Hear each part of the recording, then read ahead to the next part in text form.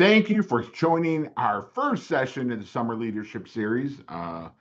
We will be recording this, and for those of you that are familiar with your chapter's Asana projects, we will be posting it there so it can be reviewed and shared with other officers who aren't present.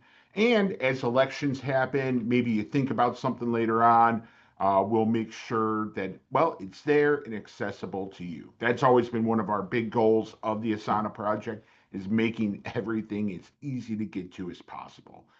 Since we are recording, we're going to hold questions to certain moments, but feel free to post any in the chat.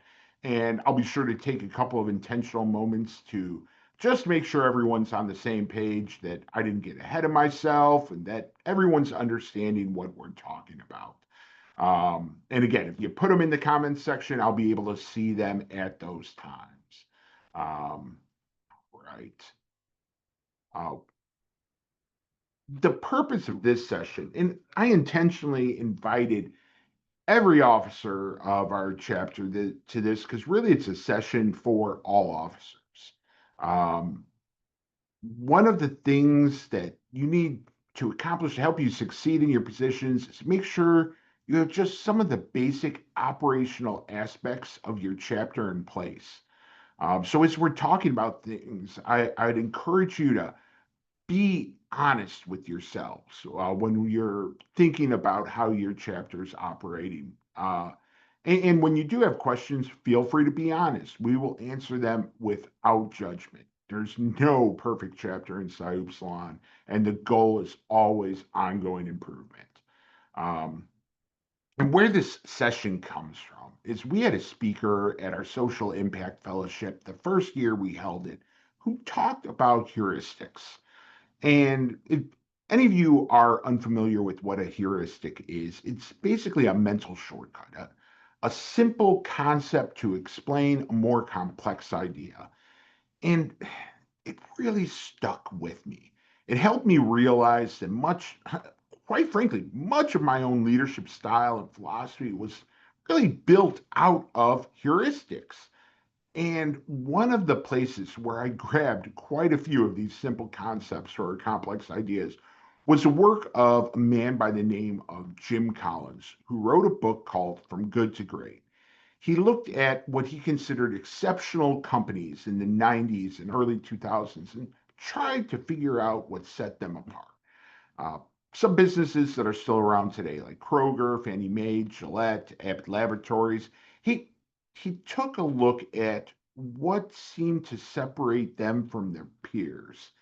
And I really love what he came up with, and then thought about how do we make this applicable to what we do in fraternity in our chapters. And I think it's developed a good roadmap uh, wherever a chapter is in its life cycle, whatever its abilities are, in its performance, there is something for you in his philosophy. So let me start right away. Um, this graphic is a summary of his entire book put into a simple photo, and we'll come back to it and describe it throughout. But basically, you have to start with the people, then you develop the plan, and then you have to do the work. Again, I'll be breaking down these concepts and tying them what we do in our chapters and think about how you can structure them. But I see a lot of chapters get stuck, or they just try and do what they did last year, which can be dangerous even when you're successful. It prevents us from learning to adapt, and eventually the world around us will change, and those groups that were successful might find out that they can no longer keep up. Um, Other times you might be at the other end of the spectrum where there's a lot of problems in your chapter and you might feel overwhelmed, not know where to start to improve. And just figuring that out, where to start, is the most important step. So let's start there. Uh, Jim Collins talks about disciplined people. And well, I'm a if you are familiar with The Far Side, I'm a big fan. I grew up with the cartoon, and this was always one of my favorites, and I think of it every morning when I'm dressing myself. First pants, then your shoes. There's a simple order to things. And if we don't have our basics in place, we're going to struggle and make what seems like a simple task much harder than it needs to be. And that's why they focus on disciplined people first. And I think Jim Collins sums it up very well by saying, first who, then what?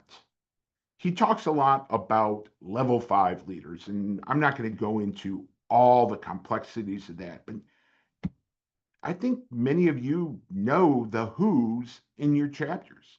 Who are the people who show up? Who are the people who raise their hand? Who are the people who give insightful thoughts? Who are the people who, well, when someone asks for help, they're there to help. Uh, when someone messes up, they're the ones that help them get better. We all have those who's in our chapters. Um, there's there's an old saying, allegory, I don't know how you want to put it, that you'll hear a lot in the fraternal world, called horses and mules. And I'm going to butcher the story, but I'll butcher it really quickly for y'all. But the way the myth goes is three brothers were all given a tract of land and a mule by their father to see who would gain the inheritance. Uh, and basically, at the end of the season, all three brothers came together. And the first brother comes back and he's like, I got about 50% of my land tilled and taken care of. This mule, I kicked it and I whipped it and I did everything I can to push it forward and get things done. And boy, my back's killing me. I'm tired, but I think we did pretty well. 50% of the land got tilled, and for having one meal, that's pretty good. Second brother's like, ha ha, I got you beat. I'm pretty well rested, did not nearly as worn out. And you want to know what? We got about three-fourths of our acreage done. And so what did you do? Well, I put a stick over the mule and I tied a carrot to it, and the mule slowly followed the carrot along, and that's how we got the work done. Third brother, he comes up a couple minutes later. He's relaxed, just coming back from a vacation, and brothers one and two are like, "Hey, what are you doing? Did you not even try?" He's like, "No, I got done working the land a while ago. I just went down to Florida and have come back from that." "Well, how did you do it?" "Well, the first thing I did, I went into town and I traded my mule for a horse." Uh, Now, things aren't that simple, and we can't just trade our brothers. But again, in every chapter, we have horses. We have those brothers who they probably only make up 10 to 20% of the chapter and do 80% of the work, but they do the work. They show up. And then every chapter has some mules. And mules aren't worthless, they can get some work done. But you can also burn yourself out if you're spending all your time trying to get them to get their work done. Um, if you're here, if you're watching this, you're probably one of the horses. Uh, and well, chapters absolutely need both carrots and sticks. Again, if you spend all your time trying to motivate your members, you will burn yourself out, and all you will have accomplished is trying to motivate your members instead of focusing on the work that needs to get done. So, the first step, before you even come up with a plan, figure out who your horses are. Gather them together. Just say, hey, I want to have a separate meeting with you, you, and you. Uh, I see this, the best example of this is around recruitment. We want our horses to be our lead recruiters because, well, quite frankly, horses are going to recruit horses. Um, and again, if you grew up around a farm like I did or been around horses and mules, again, you can't make a mule do something, but if they see a lot of horses at play, they're going to wander over. They aren't useless by any means and can be put to work, and they will mimic what they see the horses do. But it takes the work actually getting done. So again, identify the other leaders in your chapter and potential leaders in your chapter. And some may need convincing. Maybe it's a senior brother who took an officer position too early and seemed to get burnt out. You need to approach him and say, hey, I need your help. I want to do more and I want to get better. And I saw you raise your hand, or I know you raised your hand a couple years ago and maybe didn't accomplish all that you wanted, but I want to try again. Can I get your help? Notice those younger members who maybe they show up at everything. They're the first people at the event. Again, they're the ones who are always raising their hand. Pull them aside and start talking about the chapter and what you want to see accomplished with them. Get them into officer and chair positions. Uh, find the time to talk with them. And once we do that, that's when we can start going to the next part, disciplined thought. Uh, Real quick, before I move along too much, I'm checking to see if there are any comments. Um, and I hope I'm doing this right. In the chat, okay, looks like we're all good. So I will keep on going. All right.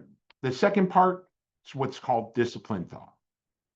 Once you've identified the who, then you can start talking about the what. And be careful with having your ends made up prior to assessing where you actually are. Go in with an open mind when you're planning the what. You probably do have a direction that you want to go in, but again, another heuristic that I love, God gave us two ears and one mouth for a reason. Listen to what the other horses want to do. Listen to what they're saying. Um, you can do this by having a formal goal setting retreat or another discussion facilitated by alumni or one of us at the international office. And, or sometimes maybe you just need to begin more informally. But the first step before, again, you start coming up with your plan is to confront the brutal facts. Jim Collins talks about this a lot in his book, but to be better, we need to be honest about where we are. Every chapter needs to be evaluating their performance, preferably formally, if not informally. Uh, Officers, chairs, is there any sort of mid-semester, definitely for Archons when it's a year-long position, mid-year reviews about how someone's performing? Um, How do you set goals for your chapter? Uh, how do you officers or committees set goals for their own area of work? I think I can say now, many chapters do hold some form of retreat, which is usually both a social and good time to get off campus and do something together, but also a time where we talk about work. And it's okay to have both together. But when we're doing this, when we're reviewing our performance, we must always be honest with ourselves about the organization. We, I believe all of our chapters don't have unlimited resources. And some chapters, quite frankly, have more capabilities or privileges, however you want to put it, than others. And that's all right. It could be having a house. It could be having a larger house. It could be having a newer house. It could be where your house is located on campus. It could be the ability to reserve space to meet on campus if you don't have a house, or even if you do. Some of our chapters have large alumni bases. Some are much younger and don't. Some have alumni groups that are well organized and involved.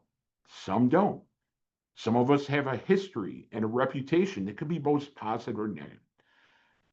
Every chapter has its own unique situation that gives us both uh, benefits and sometimes negativity.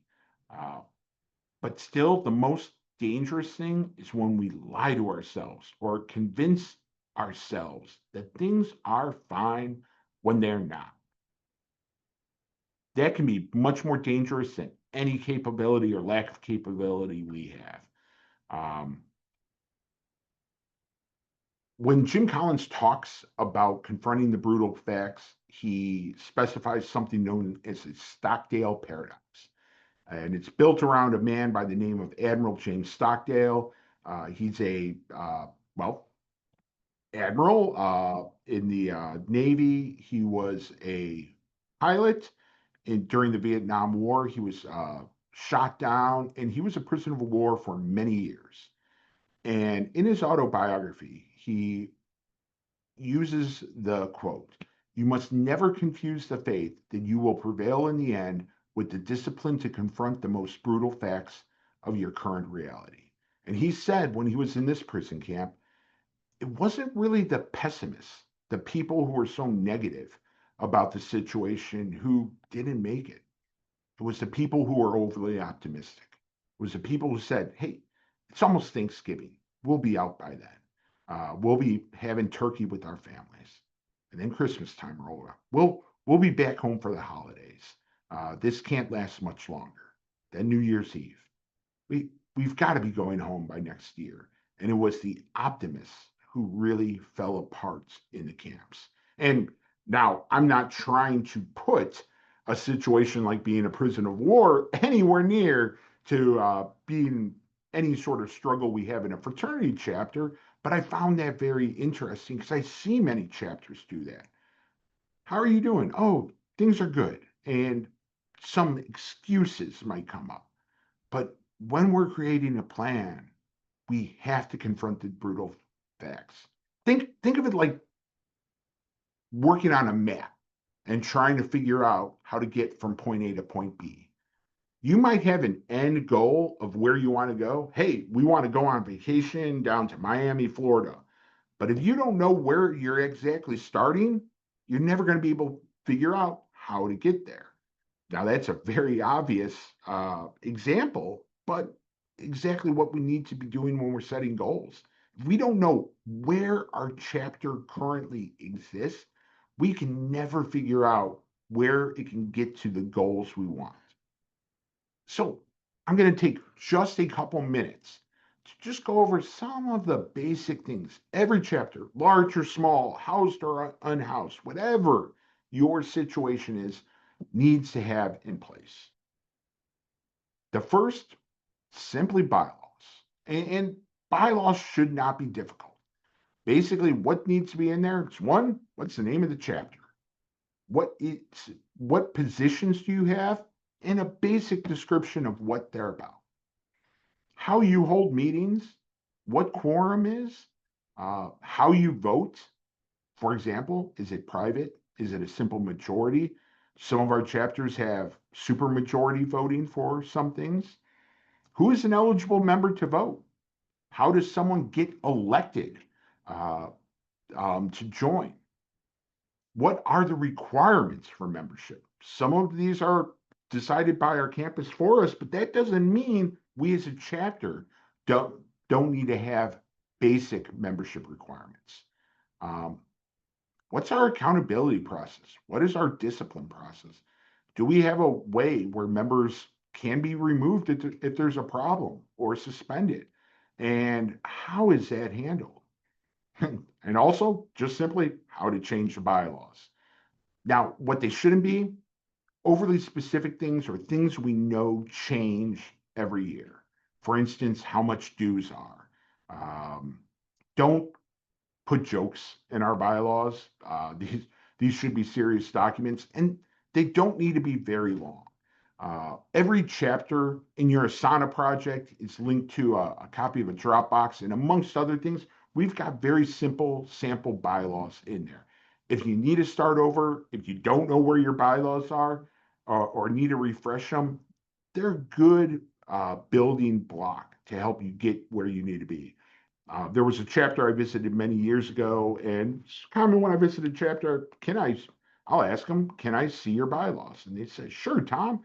And they gave me this old document, and I could see they were opening up a chest, and I thought that was interesting to get their bylaws. And it was written in calligraphy on old parchment paper, and I realized I was looking at the bylaws that were written in 18 something. Well, those bylaws probably aren't relevant in, at that time, I think it was about 2015. Just because you had bylaws in the past, make sure you review them once a year, whether it's by committee or the entire chapter. The bylaws should be reviewed. Um, Separate from the bylaws, it's good to have a code of conduct or a statement of membership expectations. And we've got a sample form for this in your your Sana project, and then in your chapters Dropbox. Um, and again, something like this, it's best to have outside of your bylaws. Some of it can be mentioned in, but it usually needs to be much more adaptable and sometimes by a committee.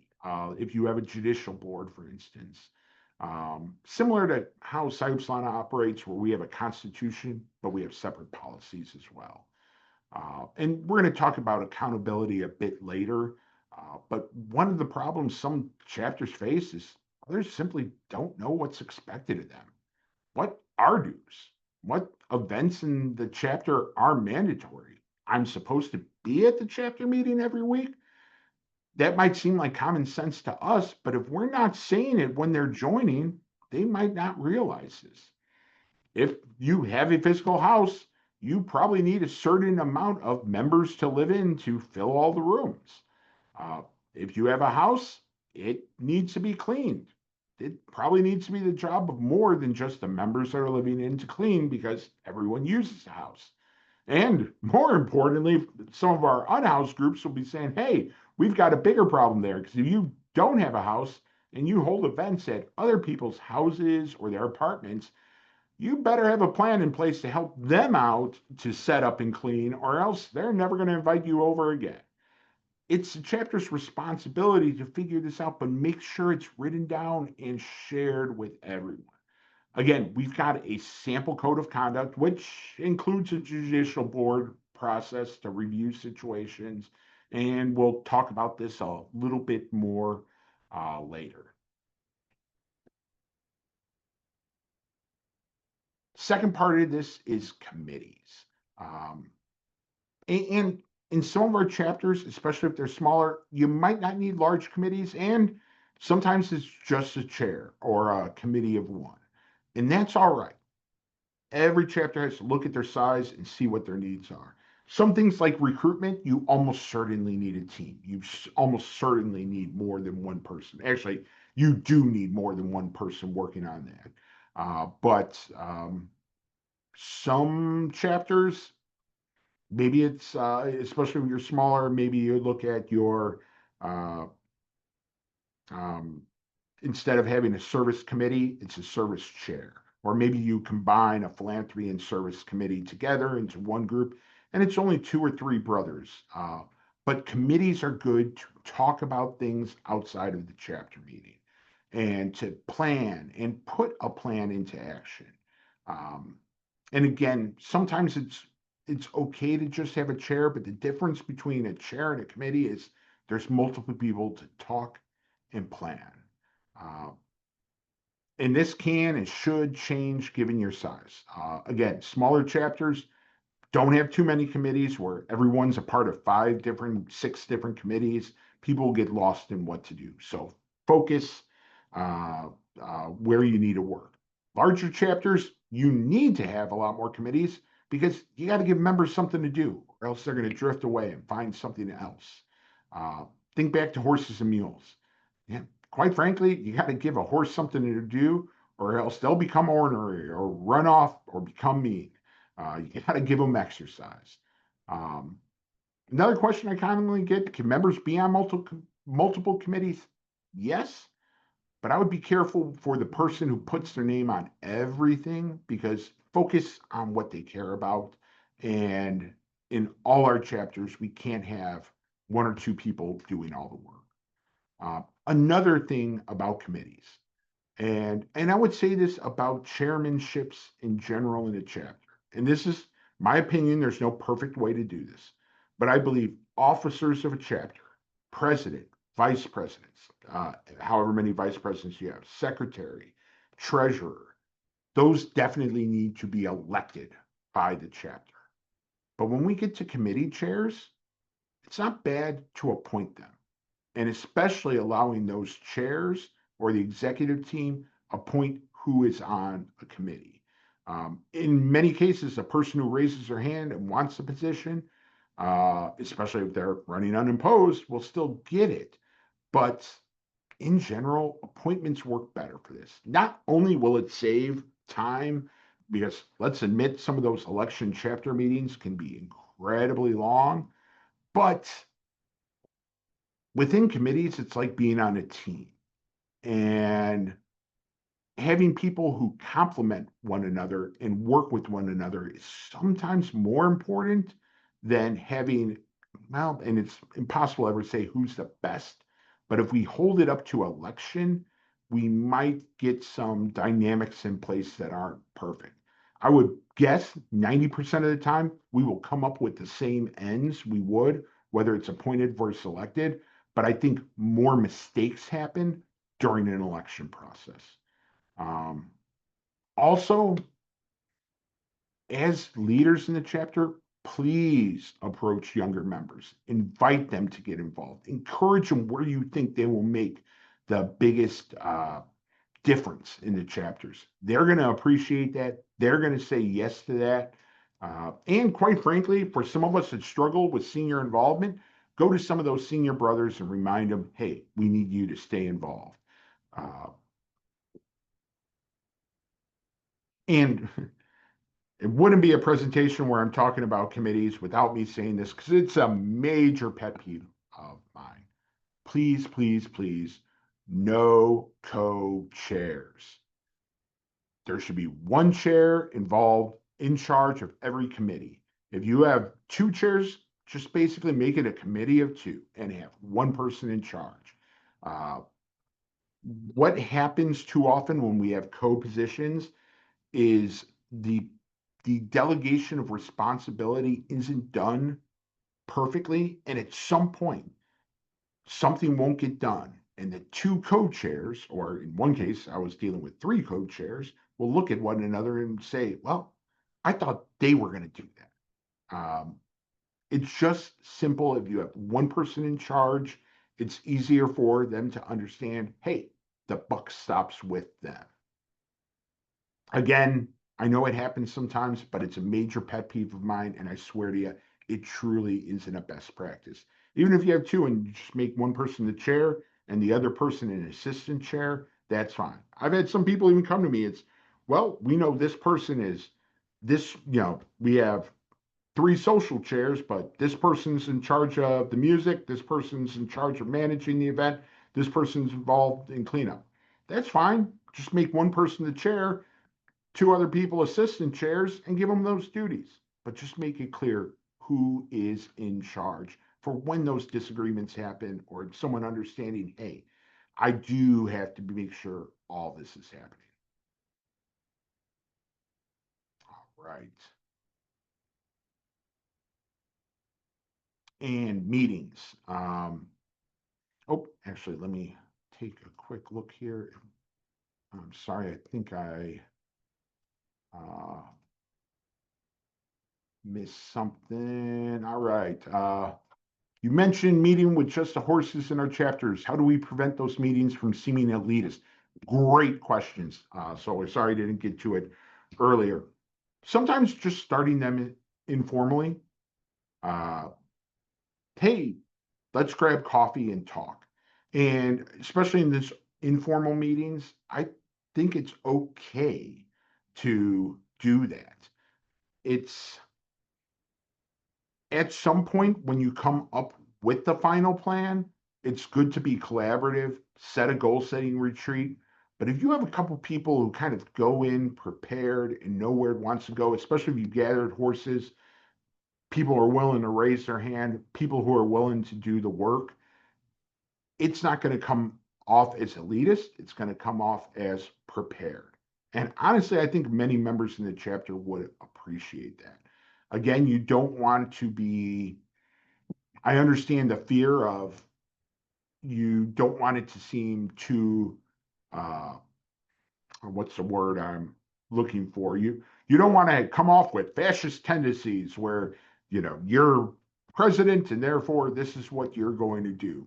But especially if you're struggling, well, quite frankly, hopefully many of these horses are on your officer team. Your executive board probably making a lot of decisions and setting directions for the chapter anyways. But especially in the beginning, stopping and just having some informal discussions about where to go will help get you there and lead you to a place where you're organized. So when there is a larger discussion in the chapter, chances are the chapter will move in that direction because they'll see, hey, there's a good plan in place. I doubt anyone's coming up with anything horrible to do. So they'll say, okay, this is direction. There's a plan in place. I can get behind this. There are probably exceptions that I'm not seeing, and we could get overly specific, and I'm happy to talk to you about that some other time. But it's always a balance. Don't now. What I wouldn't come in, especially if you're an Archon, is say, okay, I met with these people and we decided here's exactly what we're going to do. You skipped a couple steps there, but honestly, if you come up with the plan, you can get to that end in a collaborative way. And maybe we do learn something along the way. Maybe we get someone involved who was we thought was a mule, but actually wanted to do a little bit more. But yeah, it's always a little bit of a balance. Thank you for that. And again, apologies. I'll try to be better when a question comes up. All right, so our meetings, and we have all kinds of different meetings, but in our chapters, whether it's new member education, judicial boards, many of our chapters have separate recruitment meetings. I'm talking about the chapter meeting here. First of all, we need good attendance. And this is where there needs to be discussions right away if brothers are not attending on a regular basis, especially if it's unexcused. I know it's more difficult in 2025, especially with the advent of night classes, uh, which, quite frankly, were very rare 25 years ago when I was in college and are everywhere on a weeknight. But, well, Sunday evenings, I don't believe most schools have college or have night classes. And there's a way to do this. And I highly, highly recommend not um, well, we need people to be in attendance, and we need to not allow them to have excuses not to be. Um, and we'll talk about a little bit at the end some ways that help with this. Um, Also, we need to take minutes. We need to review what happened. We need to write it down, and we need to keep it somewhere so people can ask it. Trust me, I look back, the executive council only meets about 4 or 5 times a year. I absolutely need to look back at those meeting minutes to remember, oh, here's what we decided. We had convention just a couple weeks ago. I opened up the minutes and they'll be sent out to everyone pretty soon because I forgot something that we had decided to do or some of the specifics around it. And luckily we had it written down. But it's important to have those minutes. Now, the minutes aren't a detail of every point of discussion. Minutes should be built around decisions that were made. Um, Another thing to make sure we do every week, and I think this actually helps with attendance, and it's something that's really unique to SIU, but important in what we do, and we call it Kiberian rights. Some of our chapters call it the informal portion of a chapter. And what it looks like for every chapter is different, but it happens at the end of the meeting. And, some chapters, they'll have like a gavel or a candle pass, but it's a point in time where every brother in the room gets to just talk for a minute or two about what's going on in their life and share their thoughts and feelings without judgment, without retort. It allows them to speak at that time. It's supposed to be a secret. It's not kept as part of the minutes. I believe the word Kiberian comes from a secretive cult that worshiped the Greek god. Uh,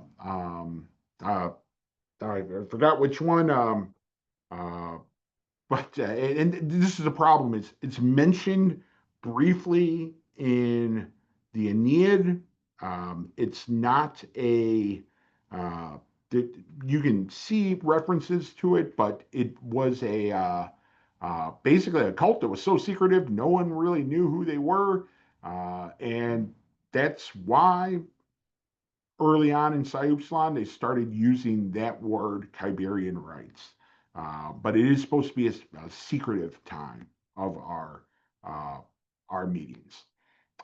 Also, many of our chapters still do this, but early on, have a bit of a literary exercise. Call back to our roots as a literary society. And often this is a fun part of the chapter meeting. That's a good thing to also keep.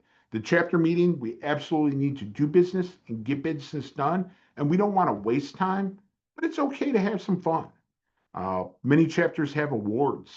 My personal chapter, we always would start out. One of the first things we would do is we had a mug that said, "My brother is great." We'd hand out the brother of the week.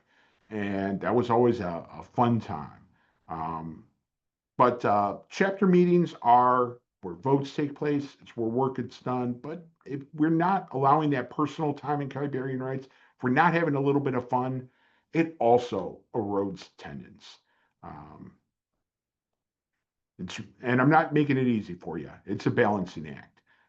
But and if you're really struggling with it, I'm happy to talk one-on-one about some ways and things I've seen many of you do that works incredibly well.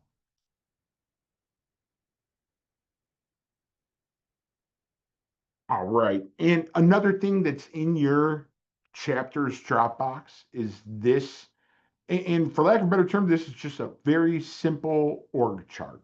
And I these are recommendations, but you know your chapter better than I do.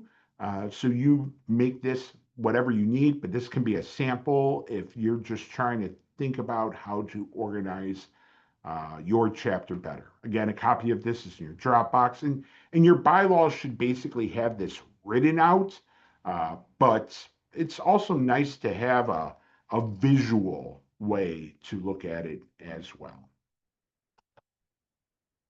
And that goes into where is our information stored?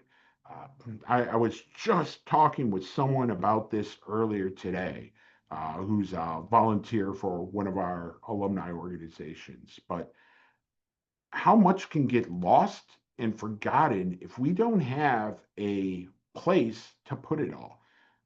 The drop boxes we provide for chapters, sadly, they're one way. It's where we store everything we give you: invoices, statements, the membership reports, the templates we have you fill out. And you can go back many years to look at what you submitted over the past 5 years if you ever need that information. Sadly, you can't upload to it, but many of you know this. Many of you have Google Drives for your chapter, and that's probably the easiest way. There's free Google Drives that can be quite large, but this is where you need a place where you keep your bylaws, you keep your invoices outside of the ones you get from us, the financial records, profit and loss statement, your balance sheet, your bank records, uh, where you keep some of your just simple login information and where you go to do what. If some of you use third parties like OmegaFi or LegFi or Member Planet, information about what you need to access when needs to be there. If you have a great philanthropy event or a great service event, write down what you do every year and keep it somewhere so the person who takes over has a document to start from and they can easily add to it. That's a great, one of the many great things about a year like 2025. And I promise not to do this too much, but back in my day, you had a new chairmanship, you were given a spiral bound notebook that was probably written in for years and was getting very ratty in some cases, especially if it was a busy committee. And that's how information was passed down. Nowadays, it's so much more easy because, heck, your Google Drive is probably accessible on your phone. Um,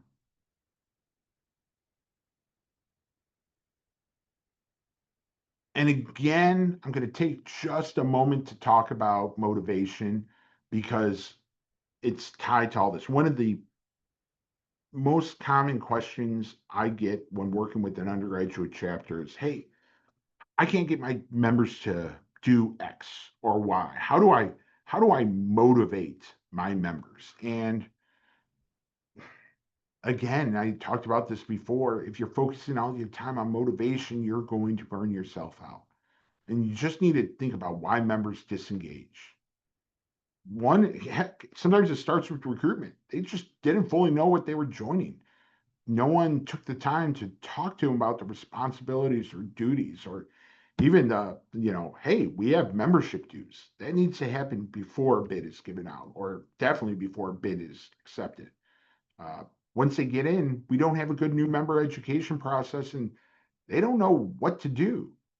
Again, they might not know the expectations or forget them. Making sure there's a code of conduct or a statement of membership expectations. Sometimes, yeah, they just don't see value in the organization anymore. And that, honestly, if we get to that point, there's probably nothing you can do anymore. And that's all right. Find your horses and move forward with them. Another common reason why we see young members, especially, disengage is they simply see others not attending and therefore think it's acceptable. We might say, oh, these events are required, but if they see at first a few members not show up and then more and more, it's much easier for them to decide to do something else rather than to be at the event they were supposed to be at. Now, how to get them back in many of these cases, ask them questions. By the way, at that point when they're disengaging, throwing a statement of membership expectations in front of them and saying, hey, sign this, probably not going to work. That might just make them angrier. It's a step later on, but sit down and ask them questions. Ask them why they're disengaging, what they would like to do. Try to see if you can find a place for them in the chapter. Oh, you want to do more of X, Y, or Z? Why don't you join this committee and you help that committee achieve that?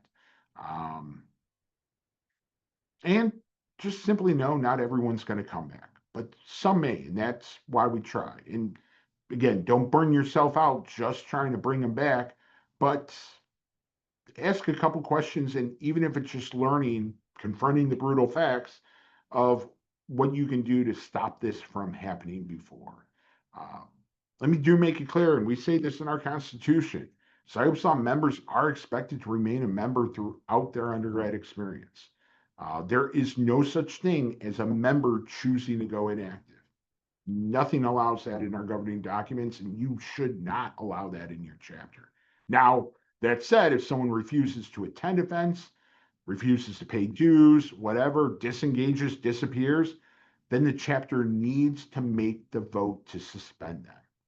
If there's truly a financial hardship, there is an inactivity for that way, but again, they need to go to the chapter to make them inactive.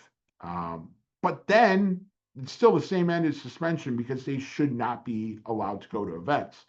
Someone's allowed to go to events and not pay, the chapter needs to make a scholarship for them because that's essentially what you're doing. And some chapters have done that. But I wish everything in the world could be free, but that's just not realistic. Um, Again, focusing on working with your motivated members is the biggest thing to lead to more motivation. The mules, the disengaged brothers, they'll see success and they will start to wander over. Okay, we talked about assessing our situation, some of the simple aspects, but how do we really set goals? And I always love starting with this, uh, rather simple equation: capabilities plus effort equals performance. And the easiest way for me to explain this is thinking about sports and think about an athlete like LeBron James. He was born with wonderful genes that made him 6'8", incredibly has a kind of body that just works for basketball, and somehow does not ever get majorly injured, which amazes me. Now, that's not it though. Yes, he was born with those great genes, but if you ever read about his diet, his exercise, all the effort he puts in, that it's all connected. You put both those together, that's what makes him great.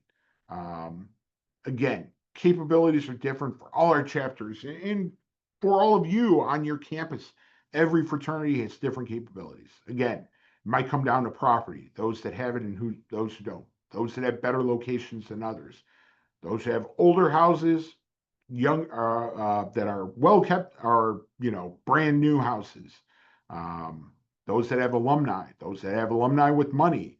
Uh, Sometimes there's even additional support from the university. Some of our chapters can't get recognition from their university.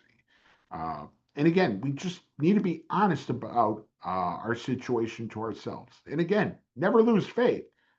None of these problems can overwhelm a group. They can make things more difficult, and we might need to put in a little bit more effort. But if we know where we are, we can probably figure out a way to get where we want to go. Um, and I'll, I swear I'm not just saying this, but one of the secrets of the fraternity, and you'll realize this years and years from now, you get out what you put into it.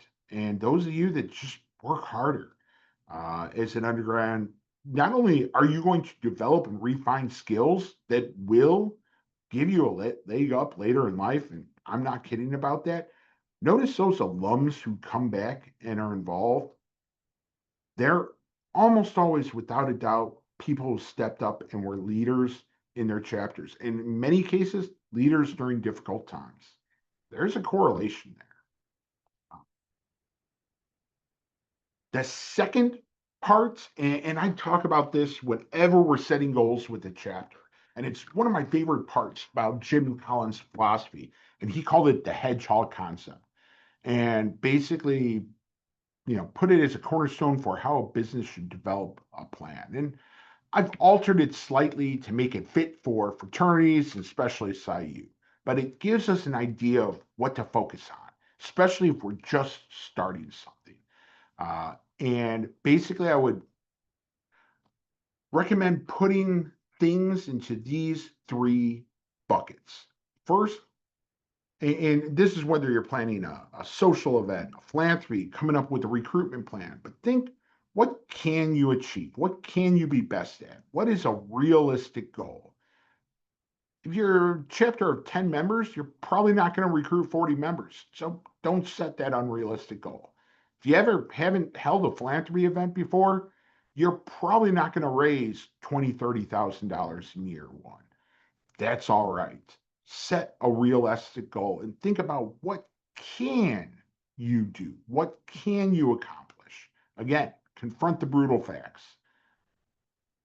Two, think about what the chapter cares deeply about. What is it passionate about? Something that is meaningful to, and especially and definitely in large chapters, you're never going to find everyone, but you'll find a majority in any size chapter. What do you care about? And and I'll get to this a little bit more, but that's going to lead to motivation and encourage members to participate. And even if it's something that someone is really passionate about, they'll be the champion, they'll help move things along. And then finally, and this in many ways can be the easiest, but what is aligned with Psi Upsilon's mission and values? Our mission is a wonderful one. United in friendship, Psi Upsilon members aspire to moral, intellectual, and social excellence in themselves as they seek to inspire these values in society. After you figure out what you can do and what you care about, just make sure it aligns with that. Um, and then you take those three and you put it together and you make it into a Venn diagram. And you focus on that center point where everything overlaps.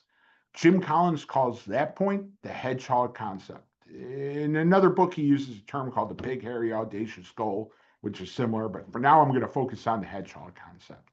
And it basically comes down to is, well, when you say the word hedgehog, what do you think of?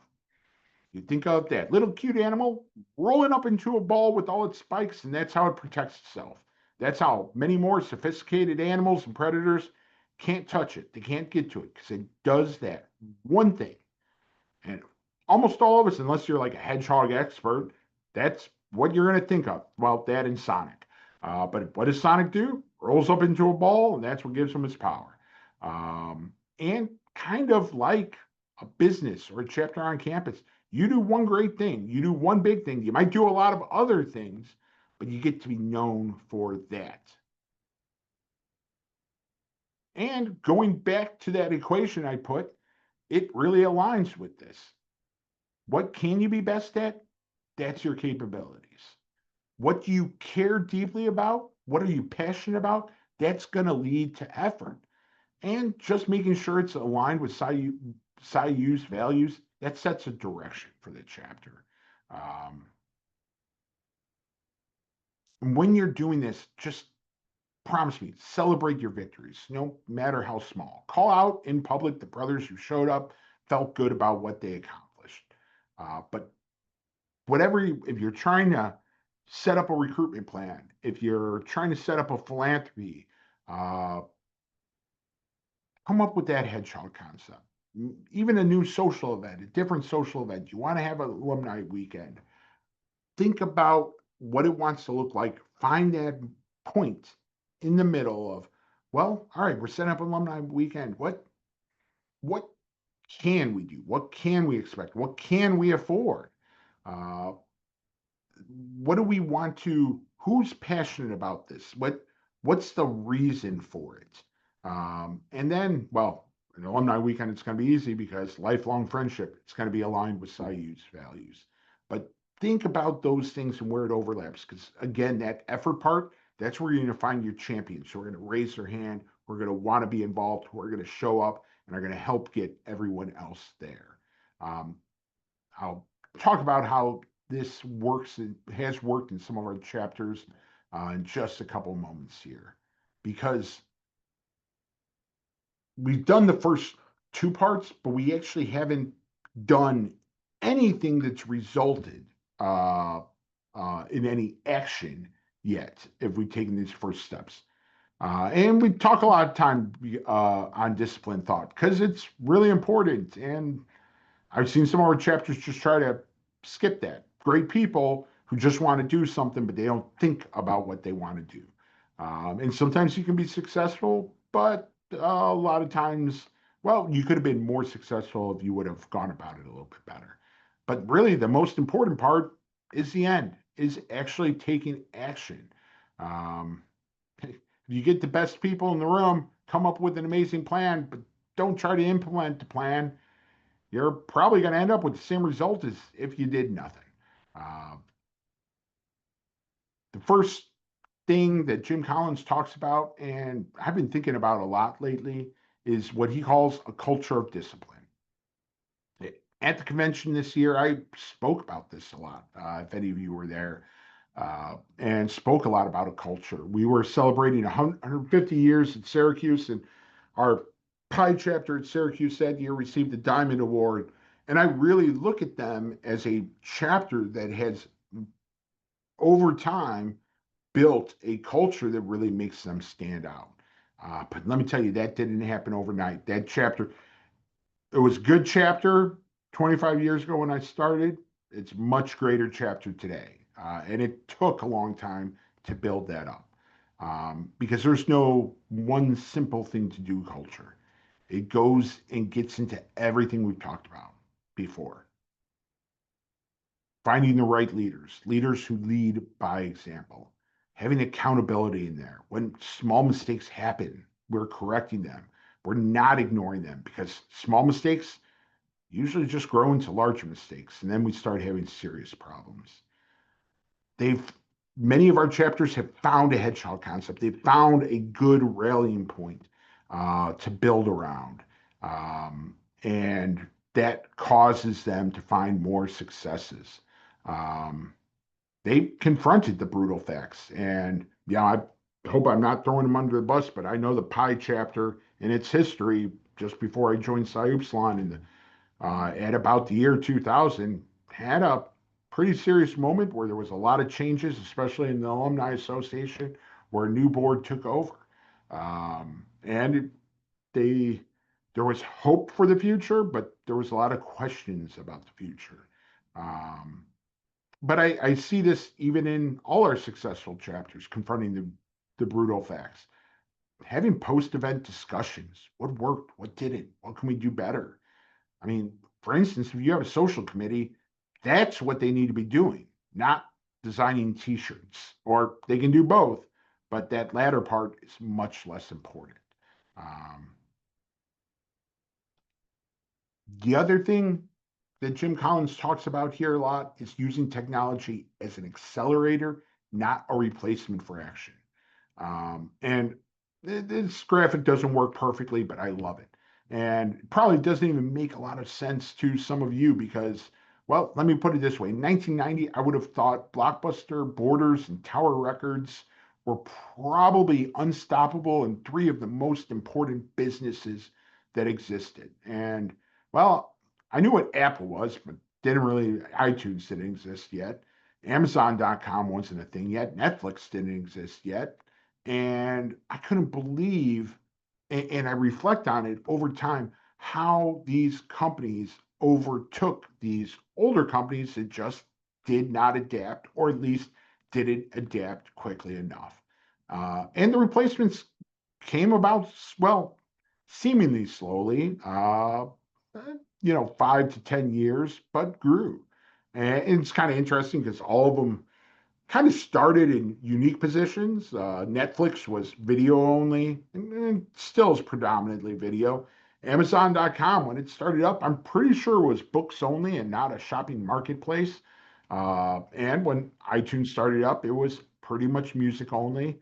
Uh, but now iTunes, Amazon, they're a lot bigger than just what they were, and even Netflix to a point. Um, but they were focused on less the ends, but how to do what to do. And they realized making the consumer's life easier is what drove them success.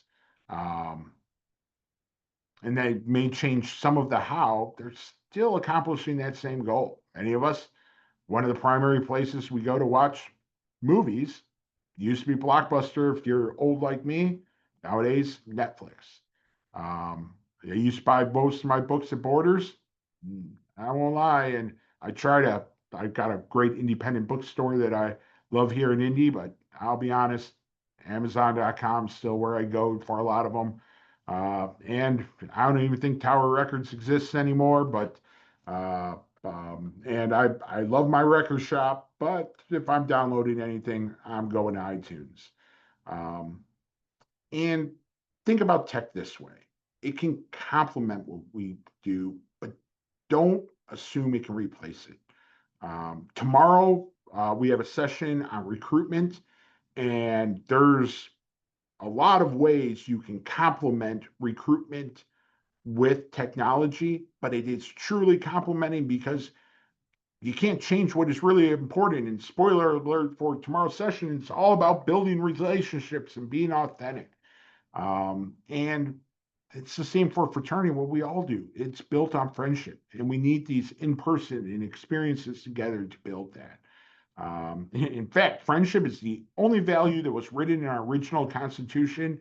The original Constitution was written in January 1834 that exists in today's. I believe our other values at the time were originally it was in mental discipline and was quickly changed to literature. But we've added a few since, but we never lost that idea of friendship. So as we adapt to today's time, don't allow any of these opportunities like Zoom uh, um, replace the in-person meeting. Like I say, we don't need the old filing cabinets filled with minutes and bylaws records because we have a Google Drive, but we're still keeping those records. We're not stopping doing that. Heck, we send out minutes via email or text or let everyone know, go to this document and you can see it. We have GroupMe and message chains that can help complement, quite frankly, even committee work, but it doesn't replace the chapter meeting. And don't let it, because if we let some of this go, that's going to end the fraternity experience. The final thing I wanted to talk about that's a big part of uh, Jim Collins' philosophy is the flywheel effect, and that's gaining momentum in a chapter, and it goes back to the idea of hedgehog concept. Find something to rally around, be successful at it, and then when you have a success, celebrate it. When someone does a good job, let everyone know and acknowledge them. It'll motivate that person to continue on, and it'll set an example for others. Celebrate your victories and learn from your mistakes. Confront the brutal facts when something goes wrong. But success leads to success leads to success. I see this all the time in chapters. They have a good rush. They're feeling good about themselves. They're getting more involved with philanthropy and service. They're doing more social events. They're doing better social events. Almost always, those groups also get some of our best grades. On the opposite side of things, those arrows can absolutely go in the opposite direction, and that's what we call the doom loop. Getting caught in a series of failures. And sometimes it's just because we set unreasonable goals. We didn't prepare. We waited for things that we cannot control to change, and they didn't.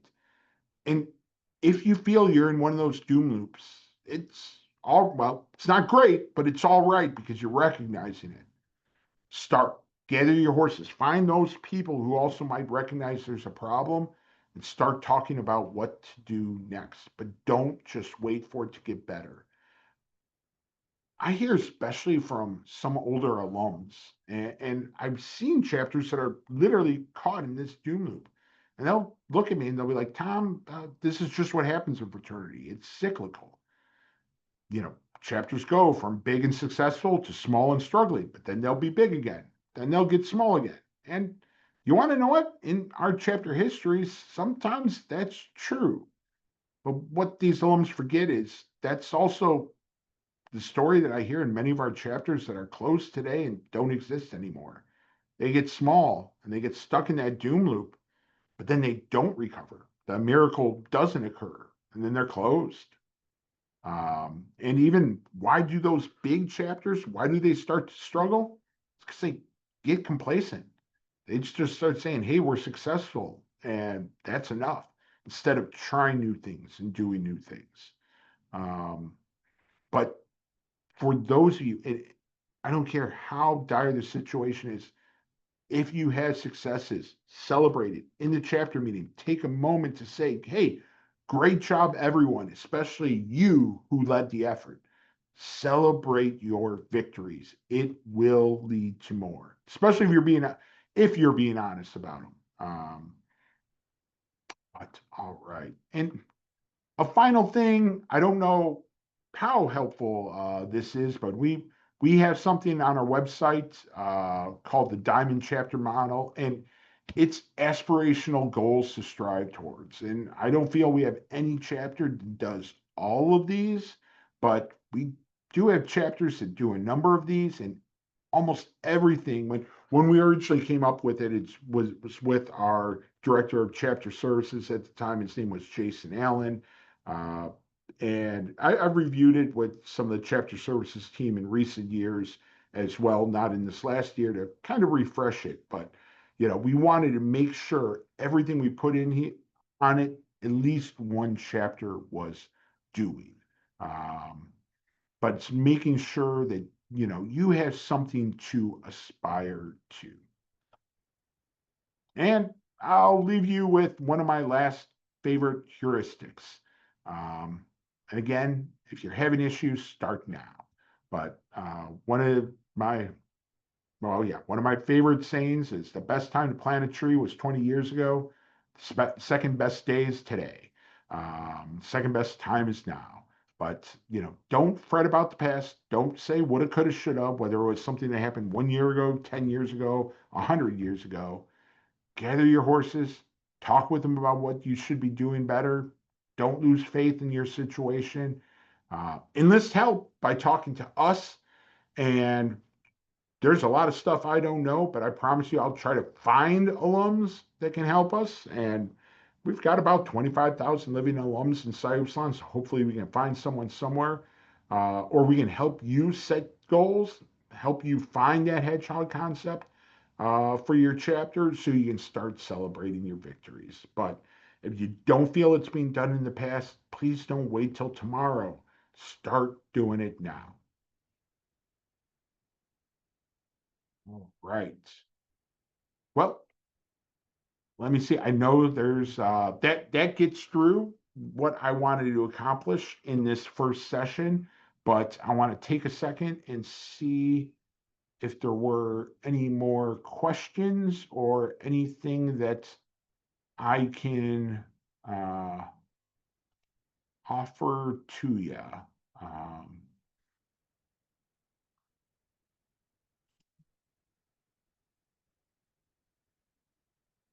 all right.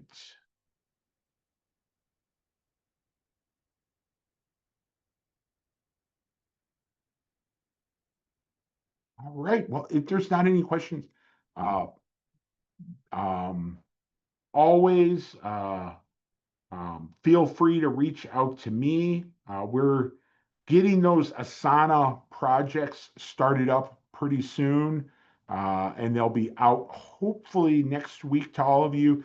For those of you who don't know what the Asana project is, we use it to kind of help all our chapters along, but it just sets due dates, but it allows you to work collaboratively with the other officers and assign duties. We're going to put this recording in it. We'll put tomorrow nights, Thursday nights as well as a part of it. I'm hoping to find more ways to put in short videos that are digestible, but little pieces of advice we can offer. But it'll also include who your chapter contact is. I know Mia's been reaching out to all of her chapters that she's working with. Likewise, Justin's started reaching out to his groups today. He was on vacation last week. So you'll be hearing from him. I'm working with a couple of our chapters that are restarting this year. Uh, but that said, any of you can always reach out to me with any questions that you have. So if there's not any questions tonight, I'll let you guys all go home for the evening. And thank you for taking the time. And I hope tomorrow you join us as we'll be talking recruitment with the folks at Fire.